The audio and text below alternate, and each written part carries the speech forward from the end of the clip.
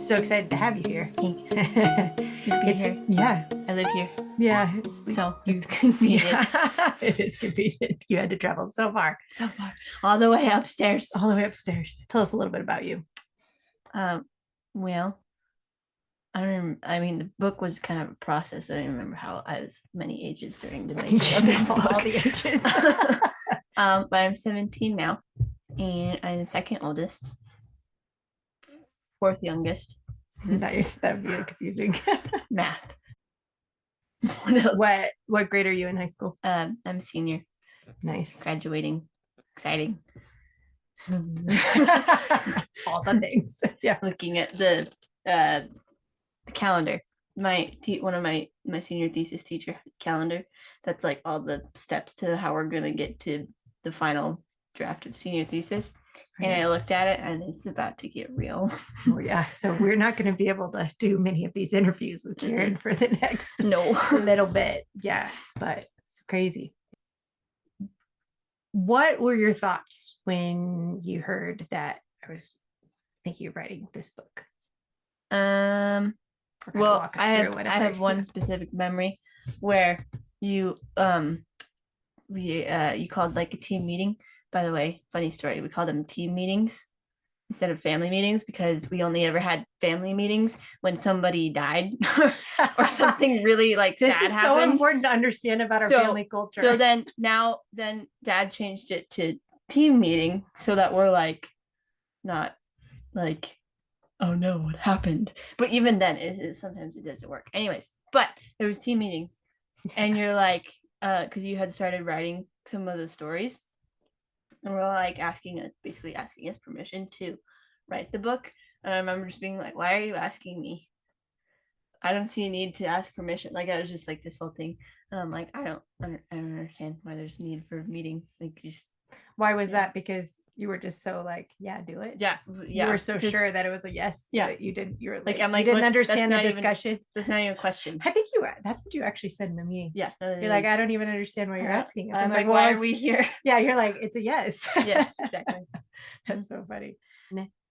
I always like to say that you helped me so much with it, which, you did. Because of editing? Yeah. You had so many good ideas. I remember, you like the little rough draft audiobook kind of thing. Tell them about that. We haven't talked about that yet. On voice memos, she recorded her reading all of the books so that mainly for Dad so he could listen to it, but then we could all listen to it and like kind of go through it and make edits and stuff. So I would just like listen to it and fold laundry or something, and then I'd like pause to write something down. Then I'm like, this is confusing or something like that. That was so good. Anyways, I was like, wow. Like gifting's coming out. Actually, give us a little synopsis of what the book's about, in your opinion. Like what's well, it's about the like year that you were pregnant with Mila and all the things that happened during that year, and then also drawing from like backstory before that to give the context and stuff. But the main part of it is from that 1 year. Yeah. So, yeah. Was there a favorite story of yours that made it into the book? Being duct taped to a pole was a fun one. Oh, I love that story. Mm-hmm. Yeah, that was fun. Yeah, that was a crazy camp experience. It was like the highest honor your dad gave you. I remember. Well, because you looked like a little fly. I remember hearing stories about it, like this person got duct taped to a pole here, and I'm like, I want to be duct taped to a pole. That's awesome. So you had thought that even going to camp? Yeah, I had said that I wanted to be duct taped to a pole. Oh, maybe that's why he did it. Probably, huh? Mm-hmm. That's so cool. I didn't know that. I just remember being like, what's going on? Mm-hmm. That was great. And then, funny, not entirely because of the duct tape pole thing, but when we go to Bandon, it's like KK's mental mission to throw me into the ocean. Oh, right. He hasn't done it yet. It's like he hasn't done it? Mm-mm. He never has done it. Yeah, we go every year to Bandon, Oregon. That's like our sweet place. Or a home away from home. Yes. Mm-hmm. It's like one of my favorite places.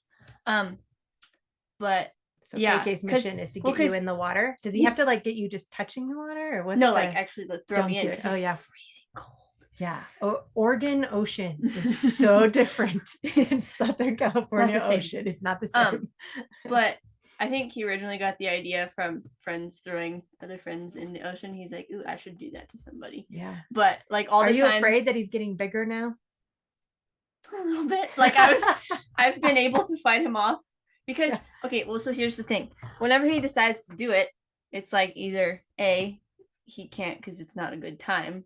Like it's almost dark out and you're like, right, it'll be freezing. Right. And you're like, cold, yeah. And like one time you had said not to, so we're like, okay, I'm safe this time. Man, and then like another scenario was like he just doesn't like one time, like 2 years ago, he like tried to drag me like halfway across the beach. And that didn't work. I'm like, you have to wait till we're incredibly strong. I would just like to you have to wait till we're both at the shore. Kieran not just like incredibly strong. She's not very big, so people underestimate her strength. But she's stubborn, 1, and 2, she's incredibly strong. This is a really stubborn family. We are a really stubborn family, which really works because because I'm just like, I will not get in the water. And Kake's like, you will get in the water. So since this book has come out, how's it changed or not changed your life? What's it feel like? I don't really think about it much, to be honest. Like, I mean, in the beginning, like month or so, it was like, oh wow, there's a book in the world that has my name in it. Yeah, sure. That's about you. Yeah, that's about me. And so it's like just in that way, but like at the moment, there's not really anything. Do you like people knowing your story, or that they could know your story, or what's that like? I think as somebody was telling me like it was really nice to read the book because there's just so many things that they're curious about. And I guess that makes that easier and stuff. But then it's like it's also just a weird feeling. It's for sure. Like now it's like nobody knew this about me before, and now everybody has the ability to, anyways. Yeah. So that's a weird feeling. But because not many people really get to be in books. Mm-hmm. So that is like, what is that feel like? Weird. I don't know another word to describe it. It's just strange. Weird. There's we keep bumping the desk. Yes. This is a really small office. This is actually where I wrote the book, so that worked. But for podcasts, it's a little small. It's a studio. But we have Peaches. We have Peaches the llama, so that makes it better. Or Gertrude. I can't. Not Bertrude. No. Okay, you like thinking back to like when your parents died, and like now thinking of who you are now, like what would you say to someone who is suffering with a great loss, especially a sudden one? I feel like sudden loss is even different. I think a lot of times people try to avoid it, like how like there's like the 5 stages of grief or whatever. It's like denial and stuff. Like don't ignore it. Like don't be afraid to actually grieve. But at the same time, don't do it alone, because that can also be dangerous. I think.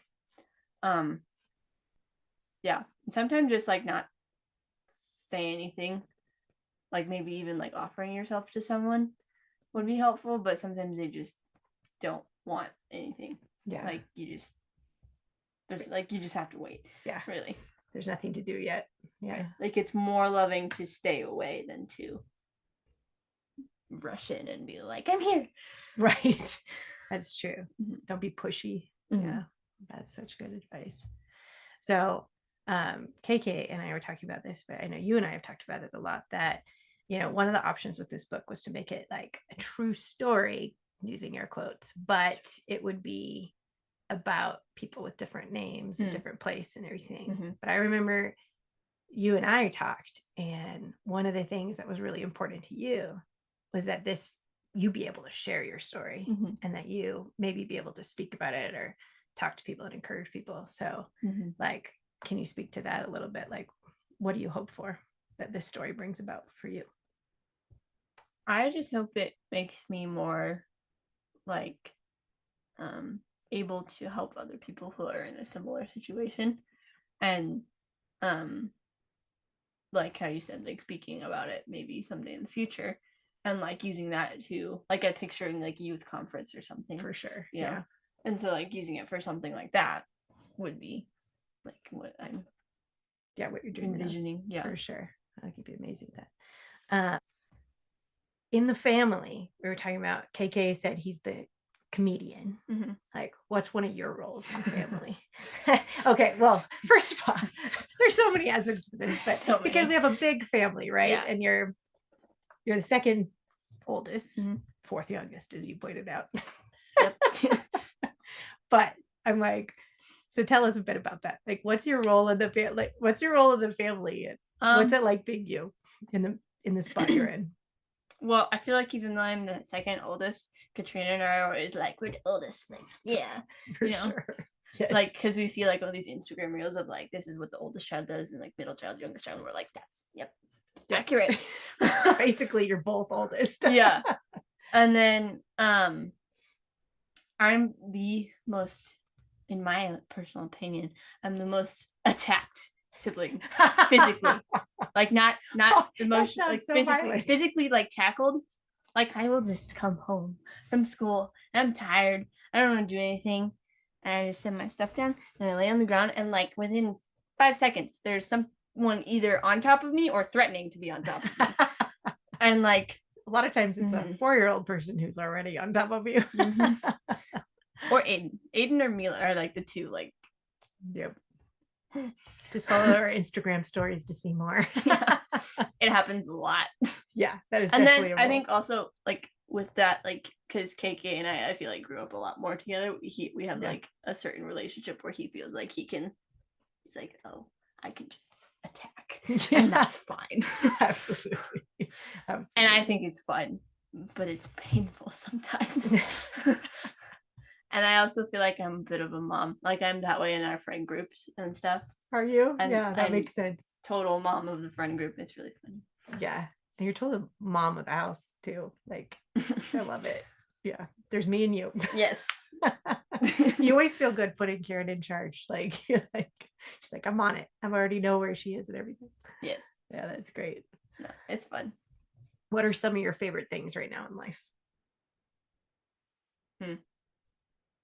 Well, I love drawing, but I don't really have time for that at the moment. So when I do have time, it's really fun. Yeah, for sure. And then dancing, like ballet dancing, that's really fun stuff. We just started doing certain type of turn, but like instead of holding your arms like this, you go in, and that makes you go really, really fast. Yeah. And I always picture those figure skaters. They're like, yeah.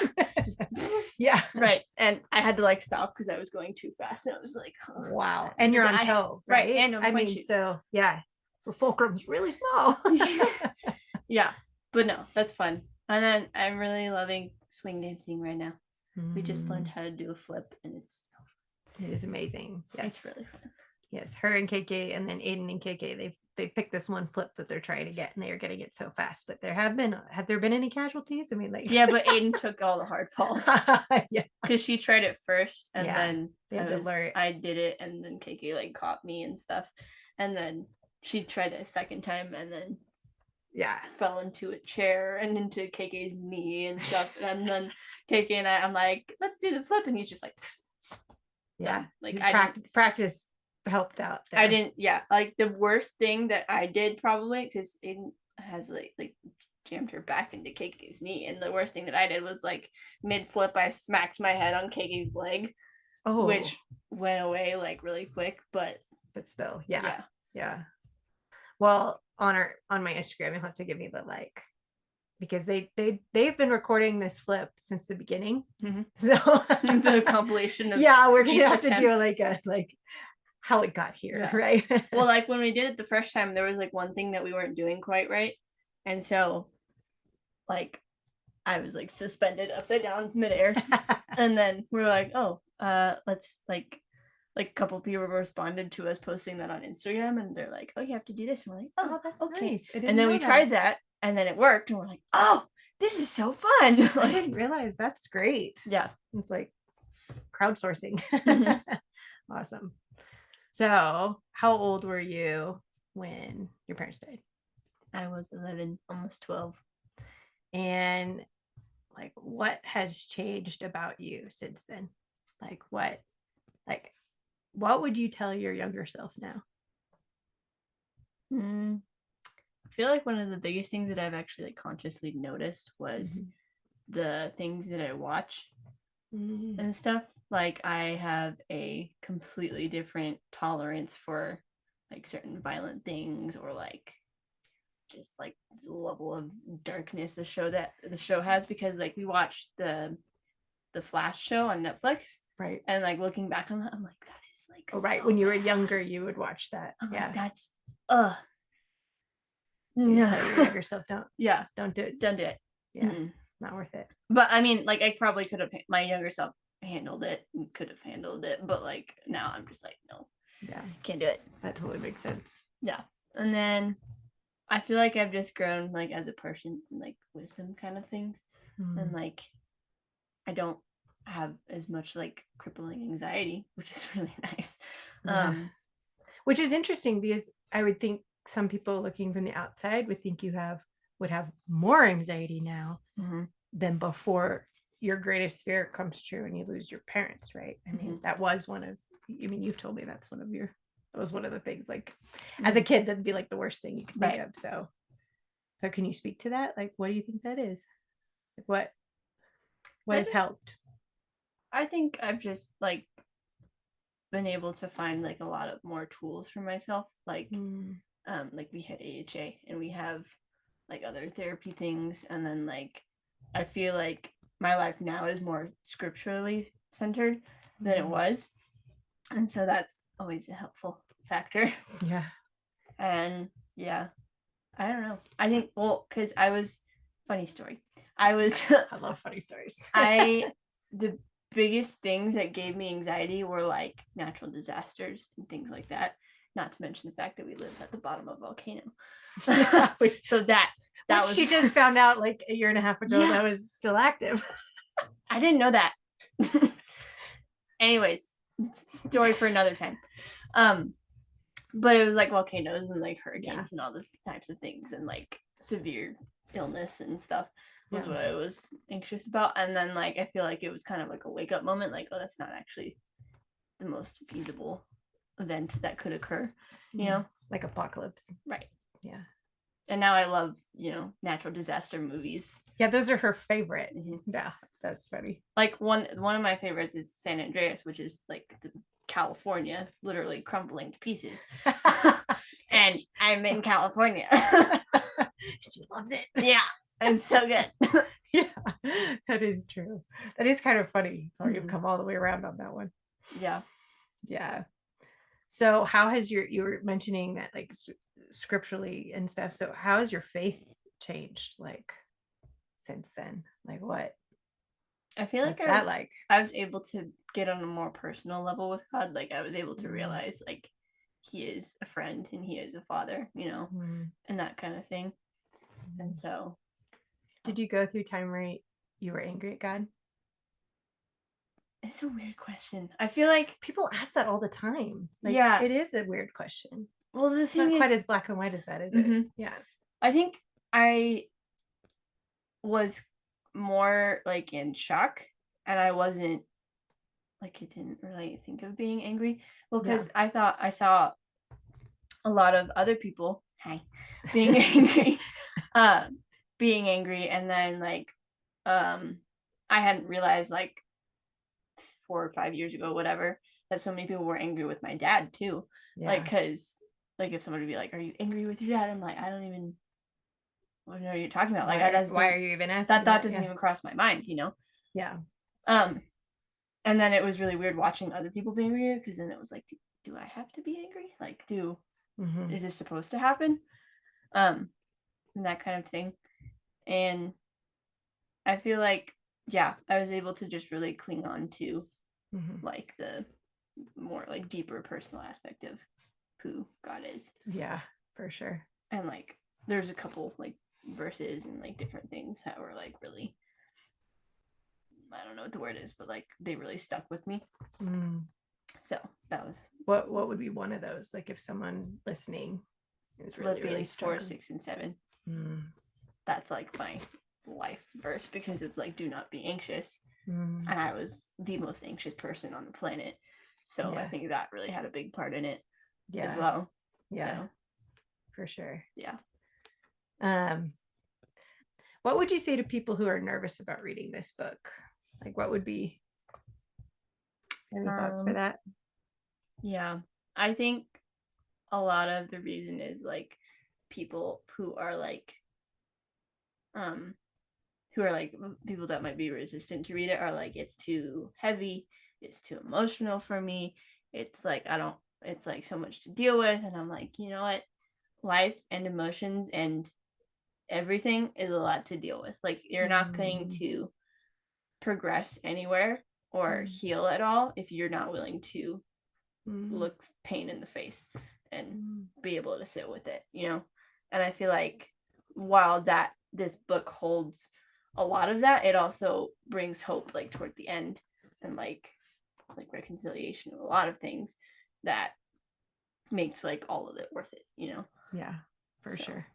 Tell us where the name Molden comes from, because, well, first of all, just tell us how we use Molden and the whole thing. Molden is our last name, both of our last names combined, Moll and Wilden, smushed into one. Smushed. I love that too. You got to choose how, like, because there's so much of like your old life that you love, and so much of this life that you love, and I love that by us being Moldens, the printer. We're talking right now. Shush. It's now your turn. We're really high tech. Like, yeah. But another thing with the Molden thing, I think the person that like really started to use that like as an actual thing was Shauna.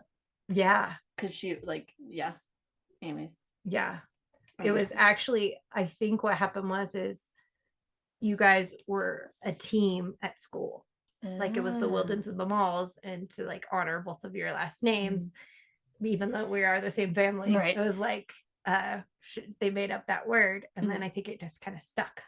And so people who love us the best always write on the card the Molden family, even though like when it comes not to mail, legal like, at all. Yeah, no, just says Molden, and like all kinds of stuff say Molden, like ornaments and everything they have. So yeah, so that's cool. I've like often like thought about like where would I be like at this moment if nothing had ever happened. And I like picture myself like a youth group or something with my parents and like just like me, and I'm like, but then I realize I'm like, I wouldn't be this person if none of that ever happened. Like, I feel like I'd be completely different. Like, you can't just cookie cutter, right? Exactly, one little piece. And so I feel like even though, yeah, it's tragedy, I've learned an insane amount of so many things from all of it, and honestly I don't feel like I would change it, because like it's just all the things. Yeah, I mean, and I've heard you say before that you just trust God and what he's doing. Yeah, and like we were saying earlier, like I can use this in the future to help other people and stuff. So a lot of times people get afraid that if they mention, you know, names of your loved ones, that you're going to just, I don't know what they think, you're going to start crying at the dinner table. But our best friends know that we talk about your mom and dad all the time. Yeah.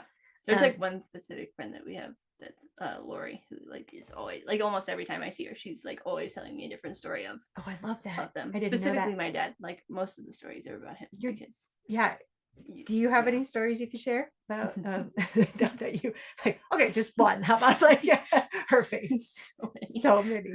Like, what would be a story that you love? And that, look at her eyes sparkle. Like, there's some really funny it's so bad. It's so bad. This is a fun story. Once upon a time, so we used to go like camping at Kangaroo Lake every year with all of the family. And there was one year that we didn't do that because there were certain people who were busy. And so we're like, okay, we still want to go camping. So it was just our family going camping. We went to like this one little place in McLeod. It was really fun. And we were like, we could get sticks and build forts and whatever.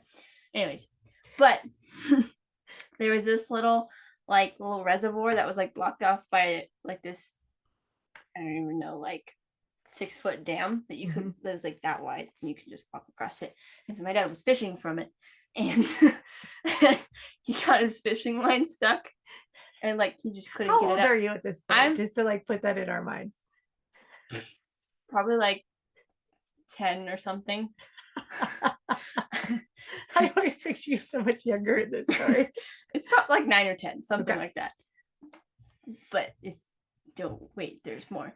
The fishing line gets caught, and it like he just can't get it off. He's like, so I don't want like I want to try and get my fishing line. So he just like takes off all of his clothes and dives into the little reservoir completely naked to retrieve the fishing line. I don't think he ended up getting it. Yeah. That was a fun Horrifying. camping. That was a fun camping trip. Stuck in there forever.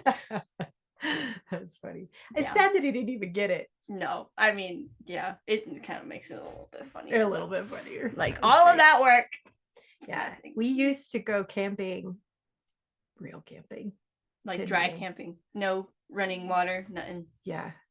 Well, there were like spigots you could go to. Right. But like you didn't have any hookups for trailers or anything. No. You didn't have showers. No. It was like tent. No showers. I remember having like a Ziploc bag with a hose thing where you stick your head under and you just we tried all kinds of things to wash. That's why I love Bandon so much more. Yeah. So now we glamp, right? Mm-hmm. So tell them about that. We yeah, I don't have to take like a bath in a pot. I mean, when I was like your child, itty bitty. Yeah, no, yeah. Mm-hmm. But it's like because in Bandon we go there and we have like full hookups because we have a trailer now, and so we have like shower and running water and all this stuff. And there's like at the campground that we go to, there's like this like bathroom shower place that you can go to if you want to take a shower, or you can take a shower. We're glampers. Yeah, we're glampers. We bring tents. We bring. I do like sleeping in a tent. Yeah, because then I can tell myself that I'm camping. It's true. Yeah, but then you can go have a nice warm shower. Right. Exactly. Yeah. This is the best. We found the best of it all. Yeah, but I feel like it's still camping because you're still getting like the mosquitoes and the dirt and like because it's the Oregon coast is sand everywhere. Yeah. Yeah. Oh, so many places. For sure. What about adoption? Like I remember like we didn't adopt you right away. We did in our hearts. You definitely adopted us, but like, you know, that was quite a decision with our whole family and stuff. But I think like a lot of people who adopt, you know, older kids, they don't know if they'll be able to do it. You know, they don't know. Like, there's just so much unknown about it. What would you say to encourage kids who are getting adopted or even parents or whatever, like a family that is blending? Like, what would you say to? I think for us, because we didn't do it right away. Yeah. We had already been like there's no question whether or not we're part of this family, you know. For sure. Like, and so really all it changed was legal status. Yeah. Like because it didn't like on our minds it was already like the same way, you know. Yeah. And so yeah, it just like offered another layer of like protection, I guess. It's like yeah. And I feel like for me that like because I had for a while been wanting to start calling you mom and dad, because I would like watch my friends everywhere and being like mom and dad and blah blah blah, and I'm like, I'm gonna be able to do that, but like because in doing that I felt like I was letting go of something that I didn't quite want to. Yeah. And so I feel like adoption, like it being an actual like legal parents, was like a booster for me to actually start like stepping into that and being brave about it. And now it's just like a natural thing. Like it like doesn't even matter. You know? Yeah. And now that you've done that, do you feel like it takes away at all from having parents before? Nope. Yeah. So that's a good encouragement to someone who wants that bravery. Because it is. I just remember getting married and having a mother-in-law and trying to call her mom. It was super awkward, honestly, because it's like you have to almost. So I can't even like I can only. That's the only thing I have to reference, like about how gigantic of a gift this was, and then like to live through the awkward. What would you say to someone who wants to do that in their lives? Like cross the awkward like into something, embrace the better. Awkward, man. Embrace the awkward. That's the next sweatshirt right there. Pushing past the awkward. Like that's really all you can do, because I felt resistant to a lot of things because they were awkward. Like because I'm like so introverted and stuff. I like don't like socializing very much because I'm just like you know, because it's awkward, and I just like am not like I don't naturally enjoy doing that. Like I have to put in effort, Yeah. And like, cause like because I did that with like the mom and dad thing, it's just like second nature. Like I don't even think about it anymore. Yeah. So one day it won't feel like that. Right. Is a good thing to hold on to too. Right. Cause like you have to know now, like it's not awkward isn't forever. Like you have to get to the place that you want to, you have to do the awkward. That is just like such an anthem for so many situations, right? Okay. So you see yourself as introverted. Kind of break down our family. Who do you think is introverted and extroverted in your view? I mean, they can all speak for themselves on their own podcast, but like from what you see, how would you break it down? You're definitely an extrovert. There's no question. I think it also depends on the situation. For sure. Like when I'm around like my favorite people, I'm totally an extrovert. But like in big social things, I'm like, nope, I'm done. Bye. Get out of here. Katrina is probably an introvert. Mila is an introvert most of the time. Sometimes she like gets a little spark of energy. She's just like, I'm Mila or something. And then KK kind of depends. He can be both. Yeah. He used to be more introverted, but it's more both, I guess, now. Aiden's probably an extrovert, but also a funny thing, whenever we're in like a social public place together, like we were in Costco the other day, for instance, and you had sent us to go look for a wreath, and she's like, and we couldn't find it anywhere. And so we're like, oh, we probably should ask somebody. Like that would be a lot faster. And she's like, you ask them. I'm like, what? Why? You're the extrovert. And she's always forcing me to ask the person or like make the social interaction. I'm like, you're the extrovert here. Like, why don't? Like, so who ended up asking? I did. Because she's just like, no, I'm not gonna do it. It's just the way it is. Huh? Yeah, I don't know why, but it is. Yeah. I'm fine with it. I can do it. Like, tell us about your sibling. Like, I thought I was close to my siblings growing up. Mm-hmm. I don't feel like that when I watch you guys. I'm like, you guys, can you speak to like your guys' relationship? Like it's because you were two, you and Kate, and then there was Aiden and Katrina, and then Mila came along. But I mean, like now you're all five of you. Like, can you speak to what that's like living in this big, busy house? It was really funny because Aiden and I had always dreamed of living together. But it was funny because we were always like, we're gonna be like in the same room and roommates and like we'll be like sisters and all this stuff. And then we'd always get down to be like, oh, but whose parents are we gonna live? Really? Like, you guys thought it that far through? Yeah. No, like that was like the stopping point. We're just like, you'd always told me that, but I never thought of that one factor. No. Yeah, but we had always since little children like dreamed of living together. And so I feel like that we would always play together and stuff. And like it's not like we were like cousins from a different state or something, how a lot of people I see are. You see them like 3 times a year or something. Right, exactly. No. And I feel like the fun thing about like me, KK, Aiden, and Katrina is we were like the original 4 cousins kind of thing, which is super fun. What does that mean? Like, what's the original 4 mean? Because we were like the first 4 of the cousins to exist. Yeah, because there was a big gap. Right, yeah. And then you got 2 more cousins. And then Mila, right? Right. And then, so I feel like that definitely had a huge thing on it. Yeah. And we're all just like, I don't know. Some of it's just unexplainable. Like it just happened. Yeah. Like it's a miracle. I sometimes it is a miracle. Yeah. Sometimes I look at it and I'm like, how'd this happen? Yeah. Like, how are you guys so close? Yeah. Whenever Katrina comes home from college, I mean, it's just like magic. Mm-hmm. It's like all of you guys laughing and giggling and getting each other and lots of dancing. So much dancing. We one time for Thanksgiving, we were just like not doing anything. And we're like, let's swing dance in the living room. And so we did. And it was fun. Awesome. Yeah. And then like going to a wedding recently, all the dancing possible. So much dancing. It was so fun. It was such a good party. It was. They make a good party, actually. I feel like I bring my kids is like a kindness to the party because you guys make it feel really relaxed and happy, and other people get on the dance floor. Right. Like there was this one moment where it was with Katrina that we just like kind of like whirled out to the middle of the dance floor when nobody else was there, and I was like, woohoo, extrovert moment or something like that, because I'm like, I'm the first one out here. Awesome. And then like everybody started to kind of like trickle in. Yeah. Yeah, you need those brave people. And so if you guys are already like a foursome, and sometimes Mila, so there's 5 of you. Yeah. And then Mila just makes it even more fun because she's totally a youngest child. Like, bring me my chocolate milk, peasant. Yeah.